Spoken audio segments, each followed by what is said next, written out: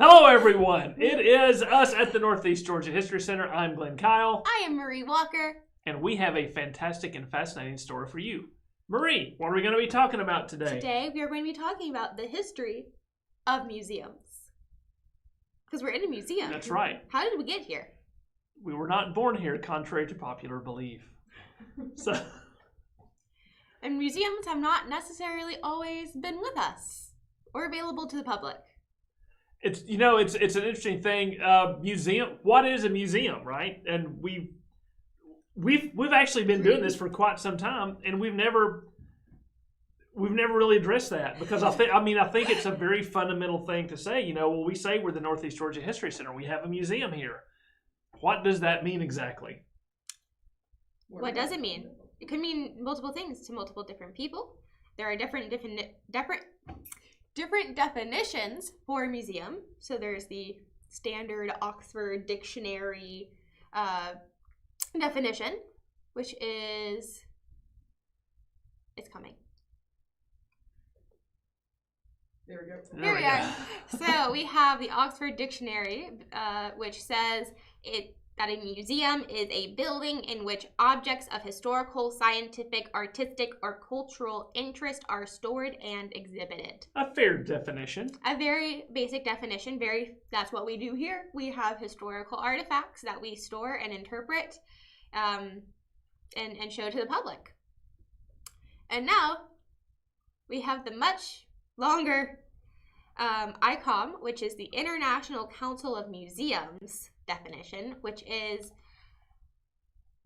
get ready folks, museums are democratizing, inclusive, and polyphonic spaces for critical dialogue about the past and the futures, acknowledging and addressing the conflicts and challenges of the present. They hold artifacts and specimen in trust for society, safeguard diverse memories for future generations, and guarantee equal rights and equal access to heritage for all people.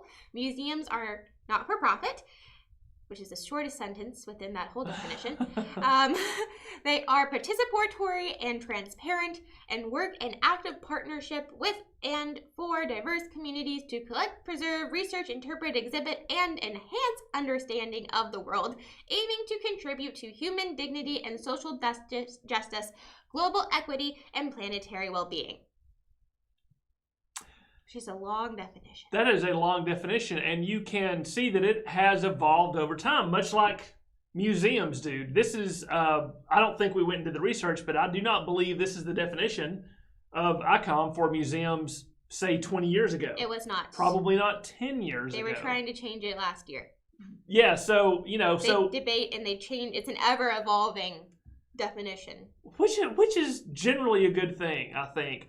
Museums, as you're going to hear through the rest of this broadcast, they're very good museums, I should say, are dynamic institutions, and they have always been evolving and changing, serving new communities, different communities in different ways, providing different services. But to go back to our friends at the Oxford English Dictionary, I think when you look at that definition, that really is the fundamental question. Museums, historically and today, have at their core, and you'll get different opinions on this, but I believe they have at their core stuff. I mean, right? They have objects and things from the past, whether it's a historic rock, whether it's a scientific rock, whether it's an artistic rock. They are three-dimensional, two-dimensional things that represent the material culture of our collective past, of our collective stories, of our individual narratives throughout human history. And if it's a scientific or geological museum or something like that, through Earth's history, they're based around stuff, right? That's why we use these things to exhibit it. Now, museums, especially like the Northeast Georgia History Center, have expanded beyond that basic definition of here are some objects from the past, aren't these neat and quaint? We use a lot of different tools to interpret what those objects are. But I don't know, you can jump in here, Marie. I think objects and stuff is the fundamental core of a museum. I think most of what museums do is housing all of those things, because where else? It's like, this is important. we have people who come to us and they say, I have this old thing, do you want it? We're kind of the storehouse of collected memory that people might not want to keep within their own homes or are not able to. And therefore we safeguard the object because we as people are, sometimes we don't last as long as objects do. So therefore, usually. We have the material culture of those people to keep and to safeguard here so that we can continue to tell stories about the past and better understand the present and hope for a better future. It's taking a little while. That's okay. We've got slides. It's just taking a little while for them to kick in. So Yes. please be patient with us. Here we are. So, what the word museum, where does it come from?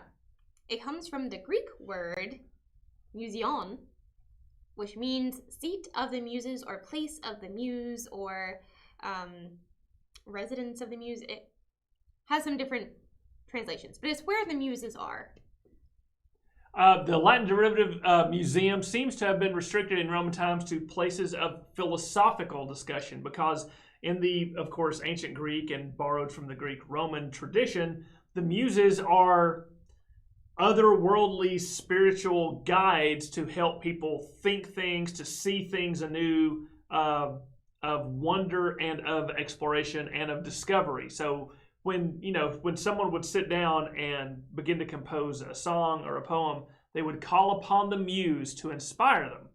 And there were 9 muses that could actually inspire our sort of help humans create something.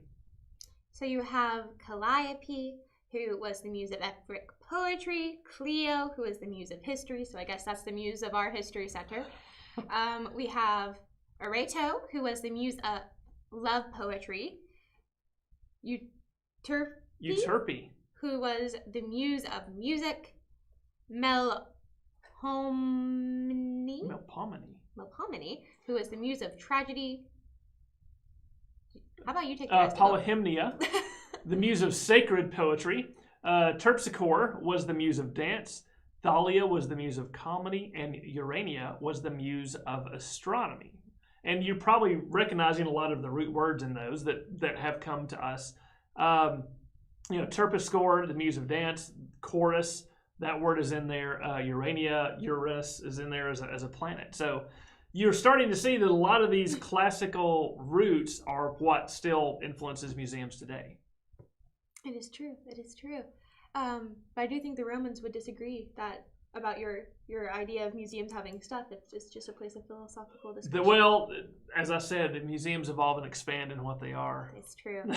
As we are learning with here at the Museum of Alexandria. So the Museum of Alexandria was an ancient center of classical learning, so it's more like a university. And universities and museums do have a long history of being together, like we are at Brunel University. Mm-hmm. So you have the Ancient Center of Classical Learning in Alexandria, Egypt. It's a research institute that was especially noted for its scientific and literary scholarship. And the Alexandrian Museum was built near the Royal Palace in Egypt about the 3rd century BCE, possibly by Ptolemy I Atar, who reigned from 323 or to possibly, it was either 285 or 283 BCE. And when you think of you might not have heard of the Museum de Alexandria, but you probably heard of the Library at Alexandria. Right, and you're like, as you said, the Romans might disagree or be unfamiliar with our term for museum, but if you look at the things that are there on the screen now, even then, museums are a place of learning, right, where people come together and research and explore ideas. I would argue that museums are still that. Yes. So the Library of Alexandria housed text, and then this was, of course, part of a larger exhibit, or a larger complex of different artistic and learning. So there we have what might possibly be the Library of Alexandria. We all want our libraries to look like this. We really do. I still want the Library of Alexandria to be there, but... All right, we're going to move on on to cabinets of curiosities now. Okay. Yes. Once my slideshow. Once the slideshow. Sorry. That's okay. There we go. So cabinets of curiosities. What are they? Well, it's not always, sometimes it's actual cabinet, but usually cabinet means room. So this is a whole room full of interesting things that were usually in the homes of very wealthy people. So museums have not always been for the greater public. Sometimes museums have started off as private collections of very wealthy individuals who then later in history decided to open up their homes or to donate it to a place of learning where it could be on display to all people. But a lot of times it's sometimes you just have exhibits or collections that were used for universities or for private scholarship or because rich people thought they were cool. Yeah, and you know, this is these cabinets of curiosities are generally guided by the interest of the collector, of the wealthy person or group of persons that have put these things together. So it's going to be sort of what is in their interest. And again, as we go through this, you're going to see that museums have certainly expanded and evolved over the years because, as I said, this is a perfect example of how stuff is the core of what they're creating. And yet, it's just stuff. There's not a great deal of concentrated division, categorization, and interpretation that goes along with these cabinets of curiosities. Number one. Number two, these cabinets of curiosities, say at a university in the late Middle Ages or the early Renaissance, are sort of like the internet today, right? And you see in the image on the screen, there are lots of small statues or representations of things. Well, if you're trying to explain to someone, you know, what a planet with a moon going around it would look like, they can't just go type it in on Google and get an animation of it. They have to say, well, it looks like this.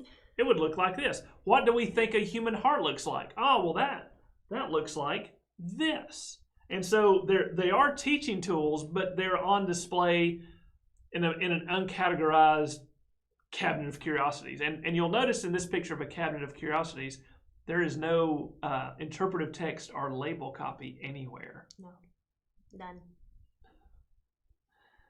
It's just how much stuff can we fit in a room? Many people have cabinets of curiosities in their home. I might be one of them.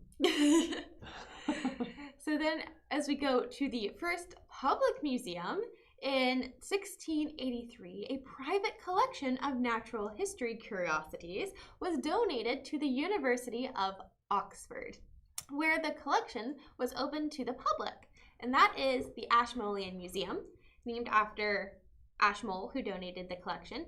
And thus that became the first permanent public exhibition housed by a corporation.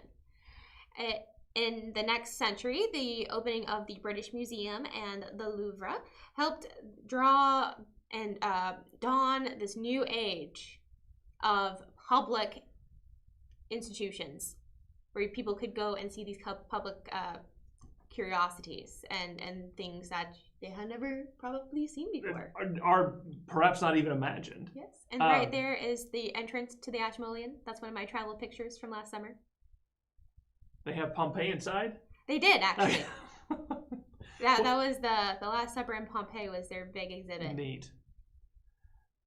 Also, as a side note, you're going to see Marie and I talk about stuff. There are no museum nerds like actual museum nerds who work at museums. We love to go to these things. We love them so much. We decided to work here. That's right. So the Ashmolean was technically the first public museum that was always open to the public. There have been collections going back as far as people had got two things and put them in a bag, but having collections open to the public is an interesting concept because all of these either rich people or these universities who only allowed certain people, I think we've talked about Thomas Jefferson, who kind of had his own cabinet of curiosity. it wasn't open to the public, but whoever came to Monticello would experience that. Would experience it, and it could become the topic of delightful conversation for hours on end. And he used that.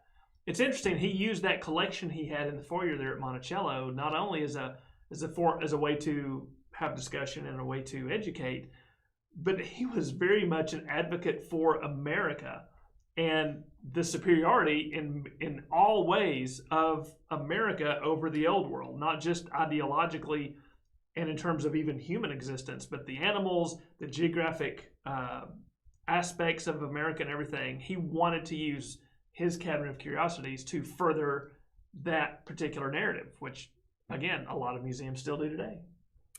So, while he never opened his to the public, there are other wealthy people or wealthy institutions that would say, okay, well, on this one day a year, we're open to the public. The peasants can come and stare at our beautiful art, which has been going on for a very long time. I think the first time that happened was in the 1400s in Italy. And they technically like to say that they are the first museum. But are they? Is a museum a collection, or is a museum, does it have to be open to the public for it to be a museum? I don't know. These are the questions we wrestle with. Yes, these are the questions that we ask. We don't always have the answers. But if we're going to America, what was the first public museum in America? And that would be the Peale Museum. So this is a museum of paintings and natural history located in Baltimore, Maryland, in the United States. And it occupied the first building in the Western Hemisphere to be designated and specifically built as a museum. Because up until that point, as you say, that a lot of these collections had belonged to the wealthy or corporations of the wealthy, and they had just put them into the nice buildings. But here we have the first purpose-built building, and that's a unique thing. It is that we have. And that is right there, that is the Peale Museum. Also, note that there are no text panels. Go ahead. Old-timey ideas of a museum was pack as much stuff as you can into a room. Because people are trying to get in there and see as much as they can. And so why disappoint them, right? Here's all the stuff. And you notice in that room, the things that were there crossed all the disciplines. There were naturalist portraits. There were portraits of famous people. There were busts of famous people. There were paintings of landscapes and buildings and things like that. So it was and of course, Peale was an artist himself. So that's going to be the focus of what he wants to put up. Yes. So the Peale Museum was indeed created by a man named Peale. So this was really his private collection that was then made public. Another interesting museum, if it can be called that, was in the title, as Barnum's American Museum. Yes, that Barnum. Barnum's American Museum was located in what is now the financial district of Manhattan, New York, from 1841 to 1865. And the museum was owned by the famous showman, P.T. Barnum. And the museum offered both strange and educational attractions and performances. Now, you said if it really was a museum. Share with us why you think it may be or may not be. A museum. Well, these P.T. Barnum would do very interesting things throughout his entire life, but one of them was in this museum. He would take a fish, like a dead fish and a monkey, and then sew them together and call it a mermaid. Ta-da! It was an exhibit. It was a fake object, in effect. Yeah. Right? Being portrayed as the real thing. So he would have very odd things like that, where he would kind of create these fantastical things, like take bones and be like it's a fossil, but it's like a fossil of a unicorn. And when it indeed was not, it was bones of several different animals arranged to look like a unicorn. And you know that the definition of icon that we looked at earlier, that's probably why that short sentence of museums are always nonprofits was put in there because P.T. Barnum needed to get people through the door, because this was very much a for-profit exercise by P.T. Barnum and his investors. So they were not interested in pure learning or philosophy. They were interested in making a buck from everyone who came through the door. And that's not to say that, again, they had educational aspects, and as well as the fantastical entertainment value, which we kind of have the same things today, like wax museums. Where Yes. you go through and you they're fun. I've never actually been to one, but I think they sound like fun. I went through one once. Yeah. You feel like you're in the very, very slow-moving three-dimensional presence of famous people. Yeah. They're quaint. They're not necessarily educational, but they are fun. Exactly. So museums can be fun and educational. But, how do you define museum? And then, this slideshow is also called Marie's Travel Photos. We tricked you into watching vacation slideshows. About Marie going to different museums, yes. So this is when I went to the Smithsonian. So this is one of the first national museums in America, which was starting in the 1840s. I also really enjoy, so this was the first ever building of the Smithsonian that housed everything. And then it has expanded to most of the National Mall over time. And outside the mall now. Yes, Yeah. as it continues to expand and they continue to collect. But one of my favorite things is if you read newspaper clippings or transcripts about the building of the Smithsonian, that building that we just saw there. I think it's the Smithsonian Castle, we call it now, because it's Gothic Revival architecture. But everyone in Washington hated it. Because it looks nothing like the rest of Washington. The rest of Washington is very neoclassical, kind of looks like a pseudo-Rome. It's all Greek temple looking stuff, yes. And then you have a castle. Brick. A red brick castle. Castle that soars up with its spires. And people were like, it just doesn't fit in here. And it kind of doesn't. But I love it. But it's still the Smithsonian, so we don't care. Yes. So you can pick it out of a lineup of buildings in Washington, D.C. That is for sure. So now we're going to be talking about house museums. So rich people would sometimes open their houses for poorer people to go walk through and look at all their stuff. Why would they do that? Because they needed money. Yeah, because a lot of the folks who had been wealthy, or the aristocracy, might perhaps fallen on hard times financially, but still had these fantastically beautiful and expensive to maintain assets. For any of you who have seen Downton Abbey, you know that this comprises at least 2 seasons of the series. Yes. And so they need to find some way to have income that can support these massive capital investments that they don't necessarily have the money coming in anymore to save. So they open it up to the public, and then also they can sell it as a very benevolent thing to do. You've all worked on these estates and you've all been a part of our growth, and now we want you to take part in it. Yes. So there you can see the rich people's cabinets of curiosities, and because especially I'm thinking of Downton Abbey, because now that was mentioned, which is in the real Highclere Castle, which does belong to a real family who does still just allow you to come into their home for tourism, because, it's a historic place, as well as now famous from Downton Abbey. It has 500 years, at least, of stuff that the family has collected. Right. Paintings, books, technological advancements. And remember, the Earls of Carnarvon, who own Highclere, which is Downton in the show, were the ones who financed the search for Tutankhamun's tomb.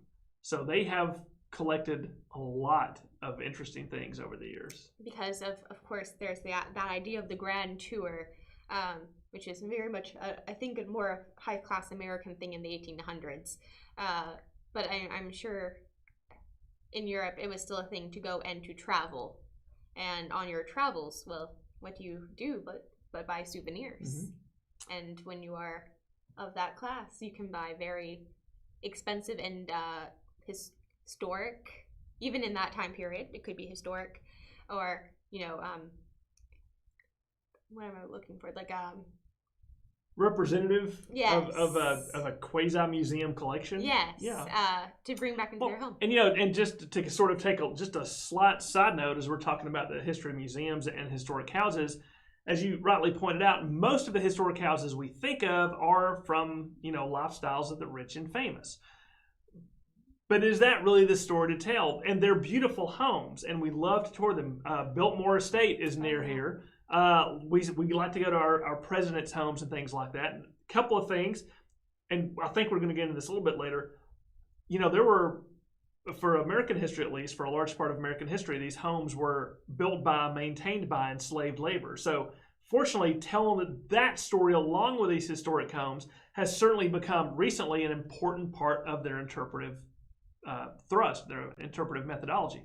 But it's also important to remember, we all love to see how those people live, but what about the historic houses that show how the average person lived, right? This is log cabins. We have a log cabin here. People love to go see log cabins from the 1700s, 1800s, 1900s. We'll go see a few of the shotgun houses. The Atlanta History Center has a shotgun house from the 1920s in Atlanta. But one of the jokes I've had with my friends is we're not going to have any historic houses left from the 1970s. Because, we're at a time now where those are being just torn down. They were never meant to last very long. We, in the 2020s, don't think they're very pretty, and they are disappearing, those 70s and 80s houses. And the joke is, in 50 years' time, the only historic house left from the 1970s will be Graceland. And everyone who goes to Graceland will say, this is how people lived in the 1970s. Shag carpet and a TV in every room. Little side note there, but yeah, historic houses are always, you have to go into them with your eyes wide open and the knowledge that they're very beautiful but not necessarily representative. Oh no, but museums I think are getting better about trying to preserve and tell all stories. Yes. And there's the Tenement Museum in New York where it's they took a whole building, they preserved the building. Preserve the building, and then there is one of the tenement rooms as well that they have set up as to interpret what life might have been like for the family that they have researched and lived there. And it's 10 people packed into this tiny little building, and I'm not even a tiny little building. This tiny room in this building, and they think they take you. It's probably not open now, but right. When they did allow tours and when they will allow tours again. They would take you in groups, and sometimes people will say, well, it's too crowded. That's the point, is you have the same number of people who would have lived there. I was going to say, I think that the size of the group is the size of people who lived in that room. Yes. So, yeah, it was uncomfortable and crowded, and you had to make this work. Right. So museum collecting practices, also a big buzzword and concern in museums today, and repatriation and all of that.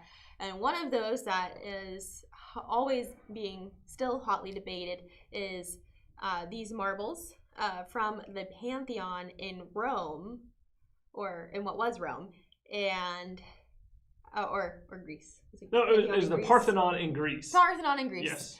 And now being housed in the British Museum.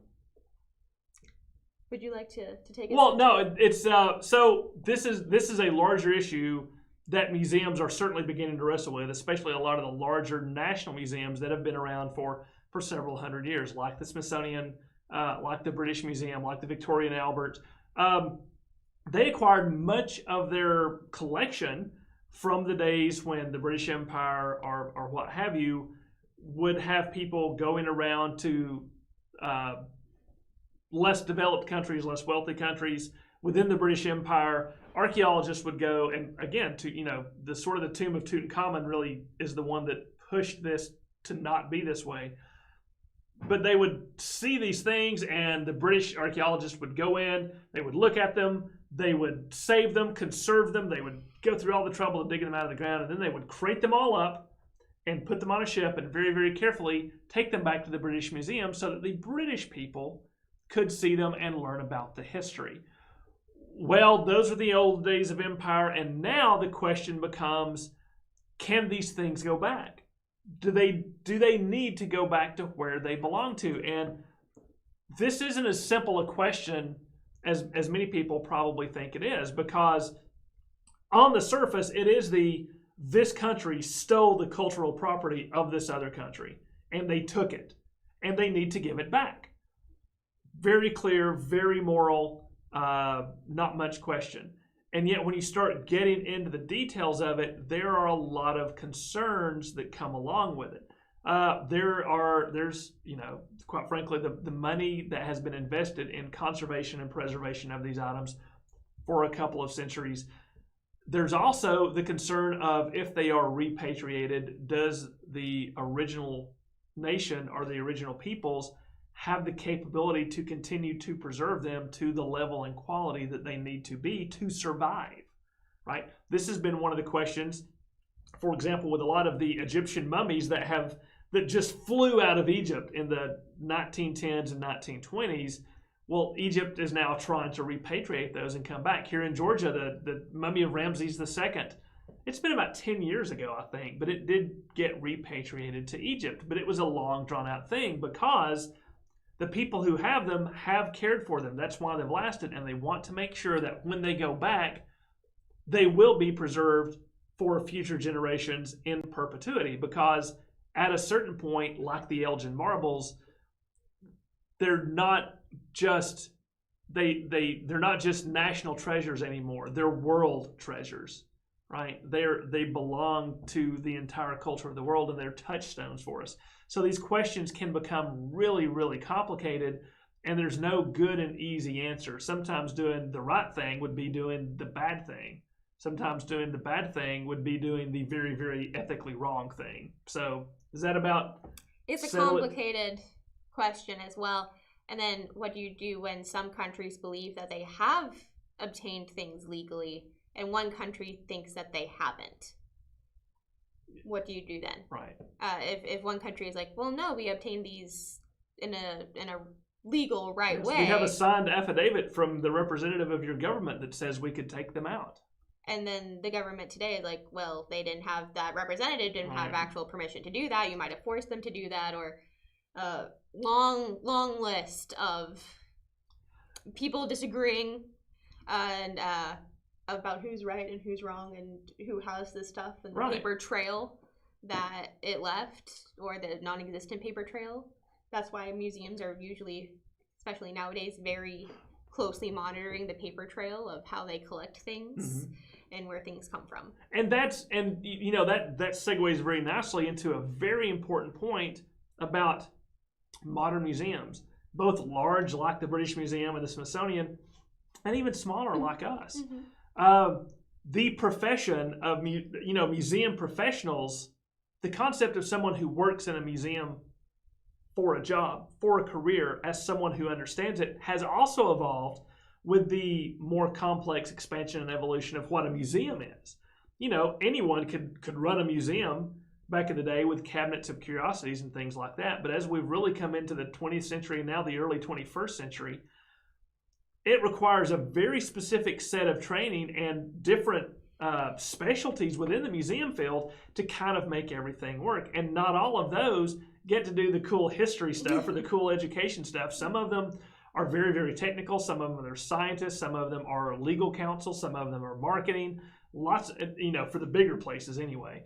And so the profession has evolved, and the culture has evolved within museums. That's why you have that gigantically long definition from ICOM, because they're trying to say what museums are is not only very, very complex, but they're also very special. They're also very precious, and of course I'm going to say this, museums are very precious things for a culture and for a region to have, because they preserve, they protect, they're safe spaces. People can discuss diverse ideas and diverse stories just as they did in ancient Alexandria.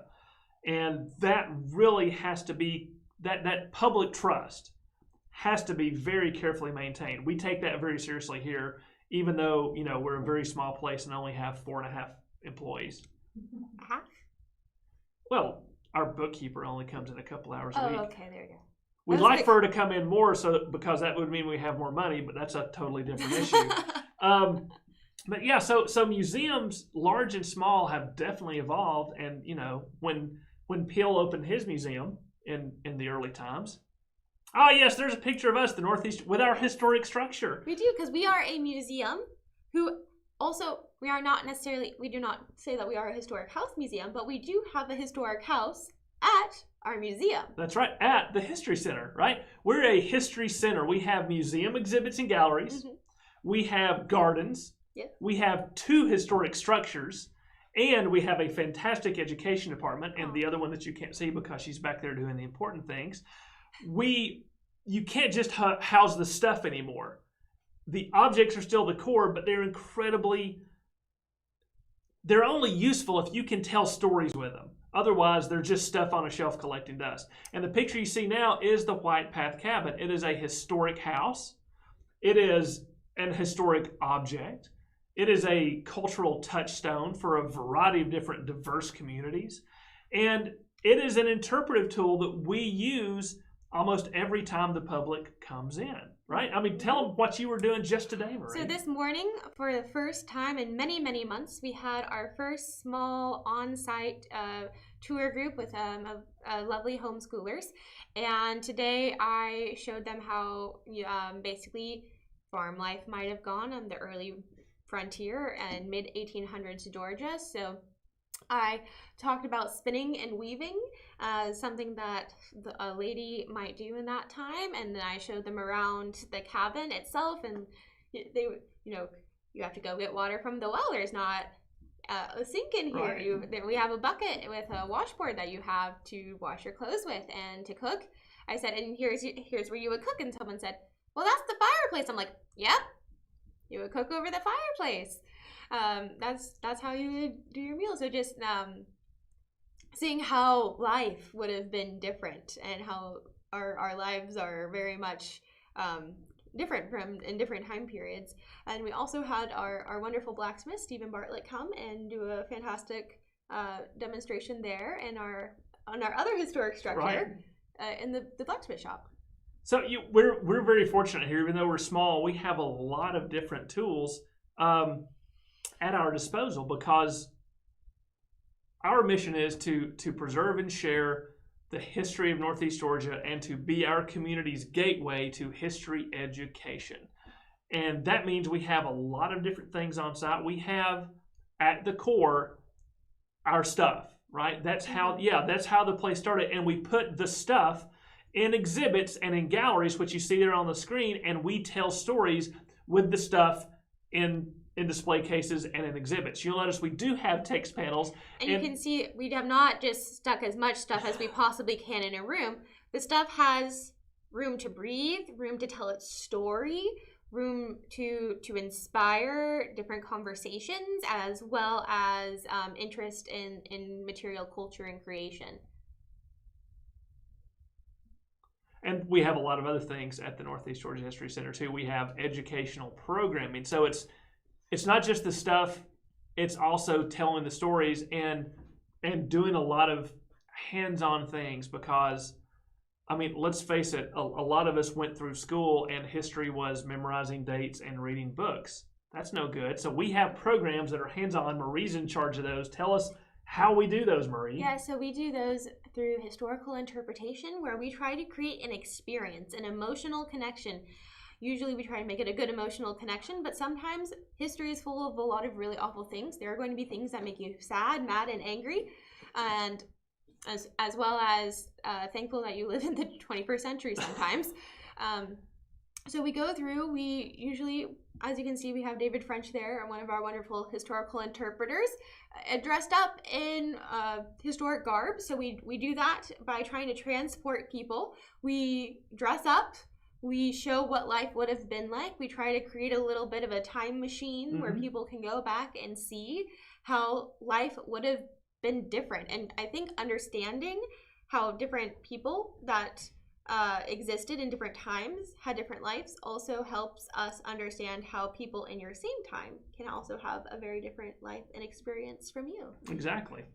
And you know, we are our history's gateway to history education. So when it comes to educational programming, we want to fill all the needs of the local schools and the homeschools and communities. So we don't just do Northeast Georgia or even American history for our educational program. And you can see here we've got a Viking raider and his monk. I believe that was his brother, wasn't it? So we've got the mom, yeah. Oh yeah, that's the mom and the son. So I think it's a daughter. a daughter. I can't, medieval people all look the same when they have on the helmets and the hoods. But families come in, they participate, they again get the whole reproduction stuff, and they have an experience, like Marie said. And we try to hit on as many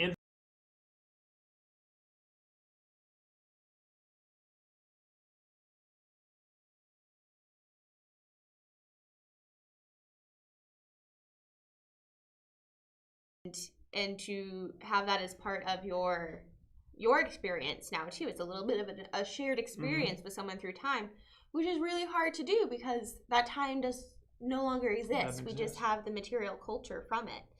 So to create that, a little bit of that connection, to create empathy and understanding for the past, which helps us better understand our present, is I think one of our core interpretive tools. Absolutely. Yeah, the exhibits with the objects and the stories you can tell in there sort of help contextualize larger themes and experiences of history of larger groups of people, towns, communities, regions, states.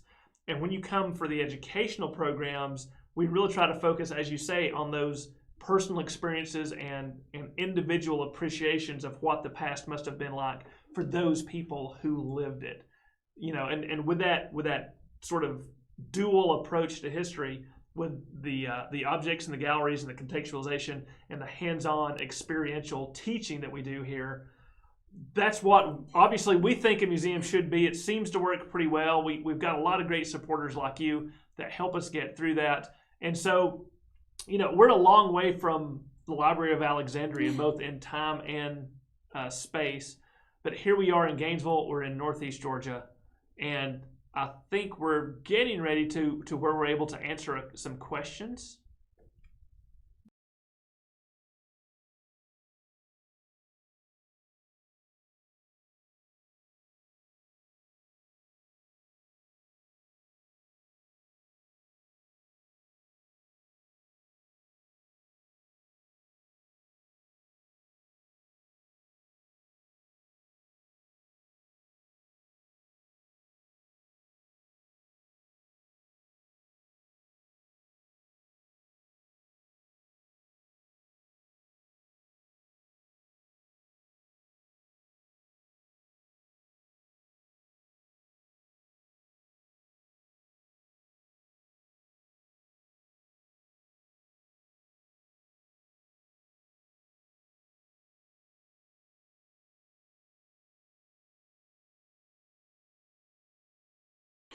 So, Glenn and Marie, we want to know, what do you hope for the future of museums, especially as museums take on more digital programming? Right. Oh yeah, wow. That's a lot. What do I hope museums to be in the future? Offer to us? I think so. Yeah. So digital programs and virtual experiences that we can provide through this thing we have, the Cottrell Digital Studio. It allows us to reach a much larger audience. It allows us to reach, again, through time and through space, to tell important stories and contextualize larger movements in history for a much broader demographic, right? We're able to reach folks down the street. We're able to reach folks in California, New York, and Idaho, and even in Germany and Wales. We've got some folks over there. So I think it really provides an opportunity that is unprecedented in the history of museums, which is to make every museum a nexus for everyone who's interested in that particular story or stories that museum's telling. I think that's the great benefit of digital production. I also think they can make them more accessible to people, because if you have internet, you can enjoy some of our museum content, and you don't have to physically be here. If for people who it's hard for them to get out and go to a museum, we can still be beamed into their homes. Absolutely. So I think making the museums more accessible in that way is fantastic, and I hope it continues, as well as making their collections digital, because a lot of times museums have a lot of things in their archives that are not always out on display. Mm-hmm. And a lot of museums and different research collections are now working on making those archives digital, to where, because there's not enough space in a museum to display all of those at the same time. That's why you have rotating exhibitions and rotating galleries, so that eventually, not to also to keep people coming back, right. Yeah, because once you've seen something, well, you've seen it. Right. Want something new. So to have people come back to see something new, but also to have it be digital, to where you can access it at any time for research purposes, for learning that object's story, I think is also a really great thing that I'm really excited about seeing, and hope more museums do. I hope many more museums do it, but I have to sort of be old-fashioned and say that I still encourage everyone, if you can, if you really like history, to go to the museums and see those objects in person, or visit those historic sites. There's something about the power of the object. We can, and I'll just give you one example that I've had. I remember I was in a museum, and there was Napoleon's, basically a tray of Napoleon's toiletries, right? It had his toothbrush and his comb and everything, and that was neat. And you can see pictures of that online, but they had it folded up so that the mirror was right there, and you could lean down, and through the case, you could look at yourself in that mirror. And it struck me at that moment. It just gave me chills to realize that I'm looking at myself in the exact same mirror that Napoleon looked at himself in every single day. And being there and being able to do that and see that was just something really special. And going to historic sites and going to these historic houses really gives you a sense. The digital programming is crucial to get these stories out and to get people interested in history. Mm-hmm. But you've got to get them interested in history enough to want more of it and want the actual sites and places and things, because they're able to connect through both of those mediums and gain a better understanding of the world around them and who they are. There is definitely power in a place, and power in the object that you can't get through a screen. Right. It's like when you talk, as we've experienced in this virtual world that we've been in, talking to your grandma over Zoom is not the same as talking to her in person. We would love to know, what are your favorite museums that you visited? And any suggestions on where we should go when we can travel again? Well, it depends on where you live. Well, you've gone to all over England and places. I'm trying to think of which one was my favorite. Oh, I loved so many of them. And this is probably my favorite. I don't know if you can call it house museum, because it was a castle, but Windsor Castle was fantastic to walk through. To think that I'm walking through the halls of where so many royals have been. Oh, there was a moment where because in England and even some older churches in America, it was a practice where you bury people inside the church. So there was a moment where I was like standing right next to /on, because they also didn't care if you walked across people's graves, because there's just no. As long as they're under the floor, they're on holy ground. Yes. Yeah, you're fine. So I was literally standing on top of King Henry VIII's body. And that's in the chapel in Windsor Castle, where several different royal weddings have taken place. And current ones, like the Prince Harry and Meghan Markle got married there. That was the most recent one, I believe, at the time I was there. Oh, actually, no, Princess Eugenie and Jack was actually the latest one when I was there. But just to be there was like, wow. Mm-hmm. Also, Westminster Abbey, when I was standing next to Queen Elizabeth I's monument where she is interred, that was pretty powerful too. On this side of the pond, I really have enjoyed I ran through the Smithsonian's. I really enjoyed the castle Smithsonian, which, because it kind of has an overview of everything that all the other Smithsonians have to offer. And I also really enjoyed the Museum of American History. And that's in Washington, D.C.? In Washington, D.C., the Smithsonian's. I also really enjoyed the Ashmolean in Oxford.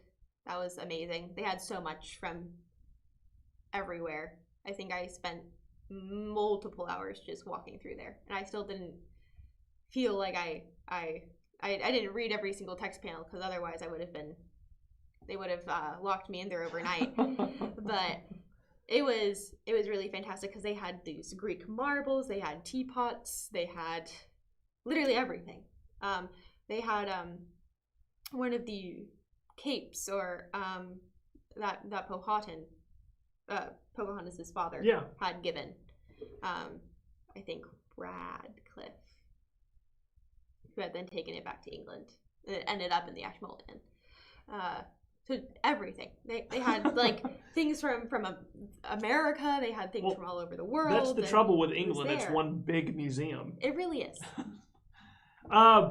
I guess when I went to England, it was fascinating to stand on the site of the Battle of Hastings. Those of you who have watched a lot of these know that one has a special place in my heart, and to actually go there and be there after having read about it since I was 5 was really, really special. Museums, I think I like them all. Big museums are going to have blockbuster objects like, the Hope Diamond. The Hope Diamond and tanks and things like that. But a lot of those little gems that you find along the way have a lot of really neat stuff too, and a lot of really cool stories. There was it's actually on the way. It's a national park site on the way into the Great Smoky Mountains as you leave Cherokee, which has a really great museum of the Cherokee there too, in Cherokee, North Carolina. But heading into the Great Smoky Mountains, there's like a little visitor center, and then they have 2 or 3 historic structures, and you go in, and they have this fantastic exhibit of Appalachian agricultural life from Native American prehistoric days all the way up to really to the 1930s and 40s, and how all that changed. And again, it's simple stuff. It's farm stuff. It's not Hope Diamonds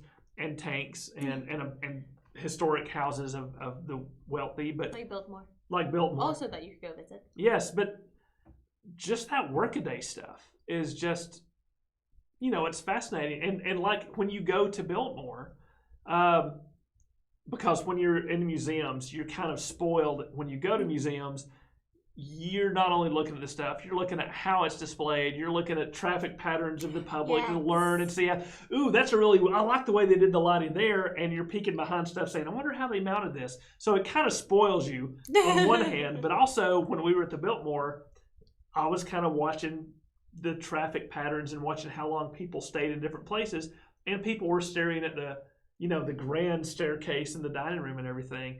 But then when we got down into the depths and you're in like the servant and kitchen area, people were spending longer in those rooms than they were in the grandiose rooms upstairs, right? And I think there's a lot of different reasons for that we feel a big connection with us, with the stuff that most of us will never actually have or be able to live in. But there's also a strong connection to the everyday and the workaday from the past, because for most of us, I think it's easier for us to connect with that. We don't go into a beautiful Duchess's bedroom and go, well, that's the same sort of bed I sleep on. But we will go into the kitchen and look at this gigantic, cool cast iron oven and go, I could cook on that. it's a neat little personal thing, and everyone's different. Everyone's going to have experiences, which is also what's great about museums is you can get something different every time you go. Another really cool museum I wanted to just throw out there because I feel like more people should know about it is Westville. It's in Georgia. I think they had been in Lumpkin County. They just moved to Columbus. Mm-hmm. And it's a collection of mid 19th century buildings that were taken from all over Georgia and moved to this one site to kind of recreate a town, kind of like Williamsburg, but it's mid 1800s. I think 1850 is the date that's their date they set. Set and then interpret around. But they have churches and buildings, everything, courthouse, shops, small houses, big houses, doctor office. When I went there, it was a while ago because they were still in Lumpkin, but I think more people should know about it because it's a really interesting. It's a cool spot. If you want to go and tour a lot of old historic homes and just buildings in general, it's a great place. They're all in one place. That's the place. I remember Mary Ann said that her moment was at Hampton Court, the castle, I believe, right? Yeah, on the stepping stones, noticing they had worn down over the years, and it hit me how many people over hundreds of years had walked those same steps. So just like you were saying, those everyday objects. Yep. All right, well, that's all our questions that we have. Oh, nice. Okay, well, I think that's it. Thank you all for tuning in. Yes. Be sure and check out that link to the gift shop. Yes. Let's see, what do we have? We have next week, Wednesday, I think. Oh, that's right. I'm doing a presentation on Spain, Spain's connection to the United States during the American Revolution. And then next Friday, Hispanic women authors. Women authors, which I will be talking about. So we will be diving in and looking at a variety of different Hispanic female authors who have contributed to the literary scene in past, present, and then we don't have any future ones yet, but there will be. We will eventually when they're history. Yeah, that you may sense a theme. It's Hispanic Heritage Month, so we're trying to take advantage of that and tell some of those stories. Follow us on Facebook. You're already members. Thank you for your support. Thank you for keeping us going. But before either of those, Sunday's Family Day. That's it's our right. first virtual Family Day. And it's going to be really exciting. We'll be releasing a lot of content, one every hour, starting at 1, ending at 5, with a really fun Cahoots trivia game about, the theme is Old Hollywood, so we're going to be doing, the trivia will be about movies that were filmed in Georgia. So it's going to be a lot of fun. Learn some old Hollywood style dances, learn about Grauman's Chinese Theater, learn about some of Glen's movies. Yes, clips. I'm sorry. It's been so long since we got to do a family day that I forgot to promote it. So y'all tune into that. The Facebook link is in the chat. And the Facebook link to the event is in the chat, so you can follow that with no problem. So it's 3:01. We could go on and on about museums, obviously, but we're going to leave it at that. Thank you all so much for tuning in, and until we see you next time, stay safe and take care. Bye. Bye.